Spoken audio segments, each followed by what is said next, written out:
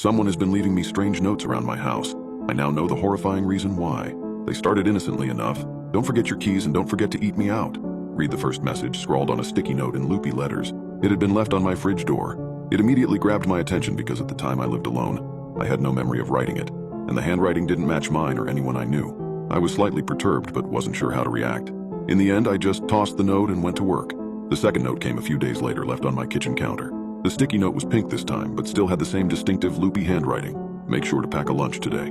Again, I was unsettled. Now, any normal person might have reported this to the police, but during that time, I was going through a major depressive spell. I had moved to a new city away from my friends and family, and had started a new job that I quickly realized I hated and didn't nearly pay enough. Home was lonely, and work was soul-crushing. I had trouble enough getting out of bed each morning, let alone filing a report that I am sure the police would not take seriously. Even more stressed, I crumpled up the note. However, I ended up packing a small lunch for myself. Usually, I didn't bother to put in the effort and just ate cafeteria food. But against my better judgment, I fulfilled the wishes of the note.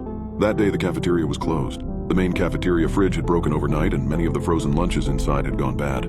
Management thought it would be better to shut it down for the day. A feeling of unease settled in my stomach after learning the news. It was as if the note had predicted it. The notes continued throughout the following weeks. They would typically show up on random days, no more than 3 notes to a day.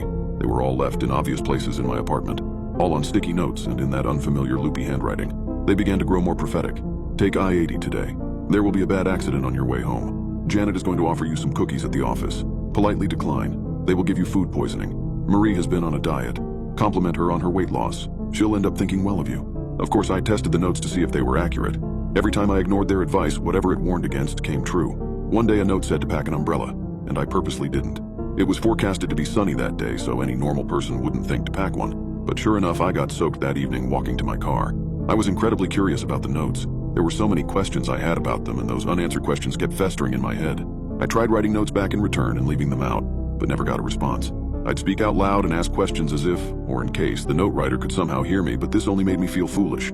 I'd occasionally make a surprise visit home at odd hours just to see if I could catch the note writer leaving their notes. Of course, I never caught them. I tried installing cameras in my apartment, even making sure all of the cameras were completely hidden.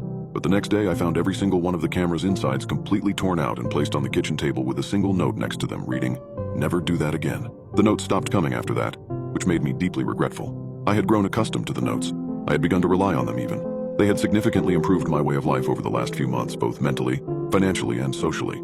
I had actually started making friends at the office thanks to their advice, and for the first time in my life, I was even a bit popular. My managers, who before the notes didn't pay much interest in me, now valued my presence and would ask for my opinion on projects. It was no secret I was on my way to a promotion. Could I still do that without the notes? I also valued the notes as a friend, as weird as that sounds, or more like a guardian angel.